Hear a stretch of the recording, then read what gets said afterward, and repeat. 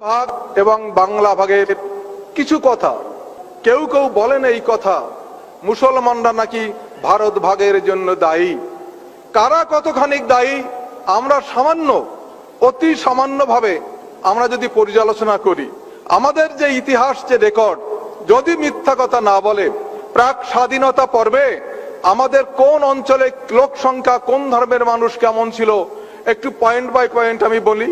তপশিলি সহ হিন্দু জনসংখ্যার শতকরা হার বাংলায় ছিল 41.5 এবং মুসলমানদের ছিল 54, পাঞ্জাব 26.5 এবং মুসলিম ছিল 57, সিন্ধু 27.1, মুসলিম ছিল 70.7, বেলুচিস্তান শিডিউল কাস্ট এবং হিন্দু 08 অর্থাৎ অনলি 8% এবং মুসলিম 87.5%।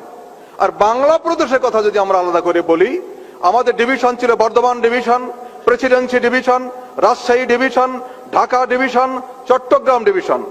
বাংলা প্রদেশ ঠিক এইভাবে প্রথমে আমি বলবো হিন্দু তথা তপশিলীদের জনসংখ্যা, পরবর্তীকালে আমি বলবো মুসলমানদের জনসংখ্যা।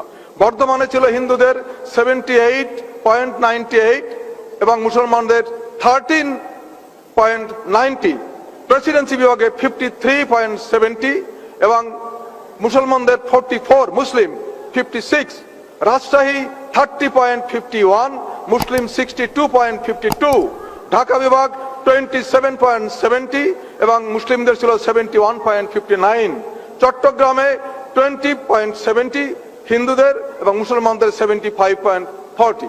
এইভাবে বিভক্ত থাকা সত্ত্বেও মুসলমানরা কিন্তু তখনও আন্দোলন করেনি যে আমরা স্বতন্ত্র হয়ে যাব। কংগ্রেস, যে কংগ্রেস স্বাধীনতা আন্দোলন করেছিল, সেই কংগ্রেসই প্রথমে 1947 সালের এপ্রিল মাসে কলকাতার সিংহী পার্কে অধিবেশনে প্রথমে সিদ্ধান্ত নিলেন দেশটা ভাগ করা দরকার। কেন দরকার সে পুরনো ইতিহাস আপনারা আগে শুনেছেন। তারা বললেন ভাগ করা দরকার। যখন এই সিদ্ধান্ত হলো দেশ ভাগ করতে হবে, তখন মুসলিম লীগ ভাইসরয়ের কাছে গিয়ে, মাউন্টব্যাটেনের কাছে গিয়ে বললেন, দেখুন, দেশ যদি ভাগ করতে হয় তাহলে কিন্তু মুসলমানদের জন্য স্বতন্ত্র দেশ আমাদের দিতে হবে। মাউন্টব্যাটেন প্রথম এই কথাটা শুনলেন যে মুসলিম লীগ বলছে দেশ যদি ভাগ করতে হয় তাহলে মুসলিম লীগের জন্য স্বতন্ত্র দেশ আমাদের চাই।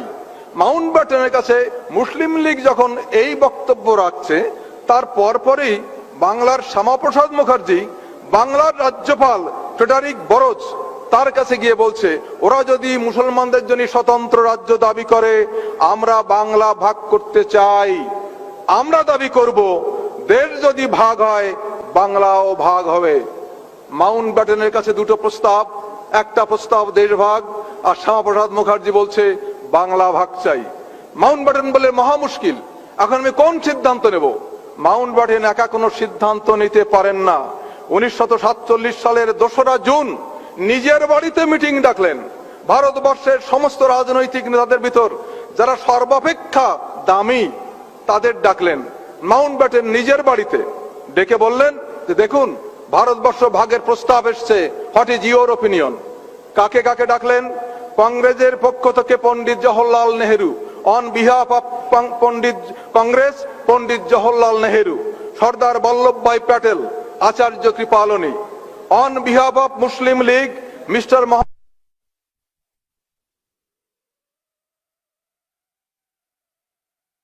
Congress Pandit Jawaharlal Nehru, Sardar Vallabhbhai Patel, Acharya Kripalani, on behalf of Muslim League mister Mohammad Ali Jinnah, mister Liaquat Ali Khan, mister Abdur Rab Nishtar, আর শিখ জনগোষ্ঠীর পক্ষ থেকে সর্দার বলদেব সিং।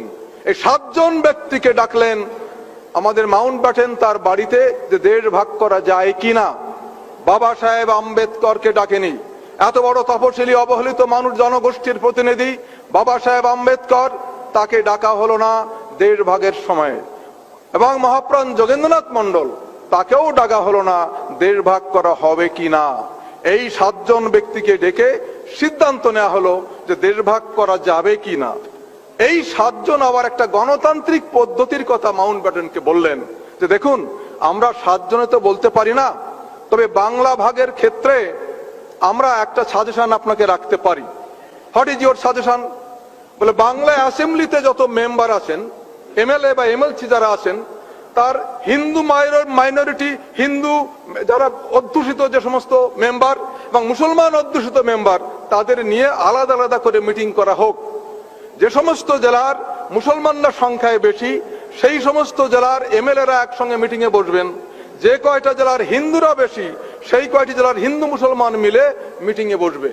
এই দুই মিটিং এর সিদ্ধান্ত অনুসারে যদি কোনো মিটিং বলে যে দেশ ভাগ হবে, তাহলে মেনে নেওয়া হবে। সেই মিটিংটা কিভাবে হলো তখন আপনারা দেখুন। তখন 1947 সালে বাংলা অ্যাসেম্বলিতে 225 জন মেম্বার ছিলেন। বাংলা অ্যাসেম্বলিতে ছিলেন 225 জন মেম্বার। তো এখন ভাগ করা হচ্ছে যে কোন কোন জেলায় হিন্দুরা বেশি, কোন কোন জেলায় মুসলমানের সংখ্যা বেশি। হিন্দু জেলাগুলো যেখানে বেশি ছিল, বর্ধমান, বীরভূম, বাঁকুড়া, মেদিনীপুর, হুগলি, হাওড়া, কলকাতা, 24 পরগনা, খুলনা, জলপাইগুড়ি, দার্জিলিং, এই 11টি জেলায় হিন্দুর সংখ্যা বেশি। এবং এই 11টি জেলার অ্যাসেম্বলির মোট সংখ্যা হলো 80 অ্যাসেম্বলি মেম্বার হলেন 80 জন। এই 80 জনের ভিতর হিন্দু 54 জন, মুসলমান 21 জন, অ্যাংলো ইন্ডিয়ান 4 জন, ভারতীয় খ্রিস্টান 1, হিন্দু 54, মুসলিম 21, অ্যাংলো ইন্ডিয়ান 4, ভারতীয় খ্রিস্টান 1, টোটাল 80 মেম্বার অফ অ্যাসেম্বলিজ। বেঙ্গলে এই 11টি জেলার এই অ্যাসেম্বলির এই 80 জন এমএলএরা এক জায়গায় বসলেন এবং বলা হয়েছিল হিন্দু অধ্যুষিত অঞ্চলের এমএলএরা যেদিন মিটিং করবে, সভাপতিত্ব করবেন একজন হিন্দু। সেই মিটিং এ সভাপতি করেছিলেন বর্ধমানের মহারাজা উদয়চাঁদ মহতাব। বর্ধমানের মহারাজা উদয়চাঁদ মহতাব তার সভাপতিত্বে 11টি জেলার 80 জন এমএলসি মিটিং করছেন বাংলা ভাগ হবে কিনা। সেই মিটিং এ বিশিষ্ট হিন্দু যারা উপস্থিত ছিলেন, বিশিষ্ট হিন্দু, তাদের কয়েকজনের নাম আমরা পেয়েছি। হিন্দুদের পক্ষে ছিলেন ডক্টর শ্যামাপ্রসাদ মুখোপাধ্যায়, মহারাজ উদয়চাঁদ মহতাব, মুকুন্দ বিহারী মল্লিক, রতনলাল ব্রাহ্মণ, জ্যোতি বসু। আর মুসলমানদের পক্ষে উপস্থিত ছিলেন mister HS. Suhrawardy, M A. Ispahani, Abdul Hossain, Abdur Rahman, Musharraf Hossain. বিশিষ্ট মুসলমানদের মধ্যে এই কয়জন, বিশিষ্ট হিন্দুদের মধ্যে এই কয়জন। ভোট হলো, কে কাকে ভোট দিয়েছে আমরা জানি না, আমার ইতিহাসে লেখা নেই। দেশ ভাগের পক্ষে কে ভোট দিয়েছে, বিপক্ষে কে ভোট দিয়েছে আমরা বলতে পারছি না। হিন্দুদের পক্ষে এরা ছিলেন, মুসলমানদের পক্ষে এরা ছিলেন। ভোটের রেজাল্ট এইবার শুনুন। বাংলা ভাগের পক্ষে 58, বাংলা ভাগের বিপক্ষে এগেইনস্ট 21 জন। ভালো করে মনে রাখবেন, হিন্দু অধ্যুষিত জেলার এমএলএরা 80 জন এক জায়গায় বসে ভোট দিয়েছেন। বাংলা ভাগের পক্ষে 58 জন, বাংলা ভাগের বিপক্ষে 21 জন। একজন এমএলএ মনে হয় অনুপস্থিত বা নীরব ছিলেন। এইবার চলুন মুসলমান অধ্যুষিত জেলাগুলিতে। মুসলমান অধ্যুষিত জেলা 16টি: চট্টগ্রাম, নোয়াখালী, ত্রিপুরা, বাকরগঞ্জ, ঢাকা, ময়মনসিংহ, ফরিদপুর, যশোর, মুর্শিদাবাদ, নদিয়া, বগুড়া, দিনাজপুর, মালদা, পাবনা, রাজশাহী, রংপুর। এই 16টি জেলায় মোট জনসংখ্যার অ্যাসেম্বলির মেম্বারের সংখ্যা 145 জন। এই 16টি জেলা মুসলিম অধ্যুষিত। Total member 145। সেই টোটাল মেম্বারের ভিতরে মুসলিম 103, হিন্দু 41, ইন্ডিয়ান খ্রিস্টান 1। মুসলমান 103 জন, হিন্দু 41 জন, ভারতীয় খ্রিস্টান 1 জন, টোটাল 145 জন। ওখানে গেল 80 জন, আর এরা হলো 145 জন। এই 145 জন এখন ভোটাভুটি হচ্ছে। রেজাল্ট পরে বলছি। কোন বিশেষ বিশেষ হিন্দু এবং কোন বিশেষ বিশেষ মুসলমান নেতা উপস্থিত ছিলেন একবার শুনুন। হিন্দু বিশিষ্ট ব্যক্তিদের মধ্যে এই ভোটাভুটিতে উপস্থিত ছিলেন দ্বারিকানাথ বারুরি, নগেন্দ্র নারায়ণ রায়, মহারাজা গিরিশচন্দ্র নন্দী, সতীশ চক্রবর্তী, ভোলানাথ বিশ্বাস, হারানচন্দ্র বর্মন, গয়ানাথ বিশ্বাস, কিরণ শঙ্কর রায়, ধীরেন্দ্রনাথ দত্ত, নেলি সেনগুপ্তা, প্রমথরঞ্জন ঠাকুর, পিয়ার ঠাকুর। আর মুসলমান নেতৃস্থানীয় ব্যক্তিদের ভিতর ছিলেন A.K. ফজলুল হক, মোহাম্মদ আলী, নুরুল আমিন, আহমদ হোসেন, শামসুদ্দিন আহমদ, আরো অনেকে ছিলেন। 145 জনের ভিতরে বিশেষ ব্যক্তি এই কয়েকজনের নাম আমরা ইতিহাসে খুঁজে পেয়েছি। এখন ইলেকশনের রেজাল্টটা দেখুন, 145 জনের ভিতরে সেখানে 4 জন সেখানে অ্যাবসেন্ট বা ভোট দেননি। বাংলা ভাগের পক্ষে ভোট দিচ্ছেন 34 জন, বাংলা ভাগের বিপক্ষে ভোট দিচ্ছেন 106 জন। Against partition 106। মুসলমান অধ্যুষিত অঞ্চলের এমএলএদের ভিতর এগেইনস্ট পার্টিশন 106 আর ফর পার্টিশন অনলি 34। আগে সিদ্ধান্ত হয়েছিল যদি এই দুই বিভাগের ভিতর থেকে হিন্দু অধ্যুষিত জেলাগুলি এবং মুসলমান অধ্যুষিত জেলাগুলির ভিতর কোনো একটি বিভাগে যদি বাংলা ভাগের পক্ষে একজনও বেশি রায় দেয় তাহলে 1.5 ভাগ হবে। মুসলমান অধ্যুষিত অঞ্চলের ভিতরে 1.5 ভাগের পক্ষে তারা ভোট দেয়নি, হিন্দু অধ্যুষিত অঞ্চলে 1.5 ভাগের বিপক্ষে ভোট দিয়েছে। 34 আর 140 হয়, 5 জন অনুপস্থিত ছিলেন অথবা ভোট দেয়নি। এর পরেও কি বলা যায় মুসলমানরা আমাদের 1.5 ভাগ করেছে? এ খতিয়ান। ইতিহাস যদি মিথ্যে কথা না বলে কে অস্বীকার করবে? গণতান্ত্রিক পদ্ধতিতে একদিন 1.5 ভাগ হয়েই গেল। আজ আমরা কাউকে অপরাধী করতে পারি না। 1.5 ভাগ হয়ে যাওয়ার পর আমাদের নেতৃস্থানীয় ব্যক্তিবৃন্দ তারা অধিকার জানিয়েছিলেন। পণ্ডিত জওহরলাল নেহরুকে বলেছিলেন আপনারা কি কাজটা করলেন? গান্ধীজিকে বলেছিলেন আপনারা কি কাজটা করেছিলেন? গান্ধীজি প্রথমে বলেছিলেন India will be divided over my dead body. India যদি ভাগ হয় তাহলে আমার এই মৃতদেহের উপর দিয়ে ভাগ হবে। ইন্ডিয়া যখন ভাগ হচ্ছে, গান্ধীজি বহল তবিয়াতে বেঁচে আছেন, কখনো একটু অসুস্থতা হননি, ডেড বডির উপর দিয়ে ভাগ হয়নি। যে সকল বাস্তুচ্যুত মানুষ আর্থিক অনটনের মধ্যে অবর্ণনীয় কষ্ট ভোগ করছে, এখনো করছেন, আমরা তাদের সকলকে পুনর্বাসন দেবার জন্য উদ্বিগ্ন। সর্দার বল্লভভাই পটেল বলেছিলেন যাদের সঙ্গে আমাদের রক্ত মাংসের সম্পর্ক, যারা একত্রে আমাদের সঙ্গে স্বাধীনতা সংগ্রামে অংশগ্রহণ করেছেন, যেহেতু তারা একটি সীমারেখার উপরে, সেই জন্য হঠাৎ তারা আমাদের কাছে বিদেশি হয়ে যেতে পারে না। দক্ষিণ আফ্রিকায় বসবাসরত ভারতীয় বংশোদ্ভূত ব্যক্তিরা আফ্রিকা নাগরিক হওয়া সত্ত্বেও আমরা এখনো তাদের সাহায্য করার চেষ্টা করি। তাদের যদি আমাদের কাছে দাবি করার অধিকার থাকে তাহলে অপর অংশে যারা আটকে রয়েছে তারা সুনিশ্চিতভাবে আমাদের কাছে দাবি করবে। গান্ধীজি যখন বেঁচে আছেন তখন গান্ধীজি বললেন হিন্দু ও শিখ যারা আটকে আছে তারা যদি আর ওখানে থাকতে ইচ্ছা না করেন তাহলে সম্ভাব্য যে কোনো উপায়ে এখানে চলে আসতে পারেন এবং সেক্ষেত্রে কাজ হবে তাদের জীবিকার জন্য কর্মসংস্থান, তারা যাতে জীবনে স্বাচ্ছন্দ্যময় জীবন ফিরে পায়। এই তো ভারত ভাগের ইতিহাস। ভাগ করেছিল কারা? ব্রাহ্মণ্যবাদী মানুষ, মুসলিমরা নয়। কেন ভাগ করেছিল? বাংলা যদি ভাগ না হতো তাহলে প্রধানমন্ত্রী হতো মুসলমান, স্বরাষ্ট্রমন্ত্রী হতো শিডিউল কাস্ট।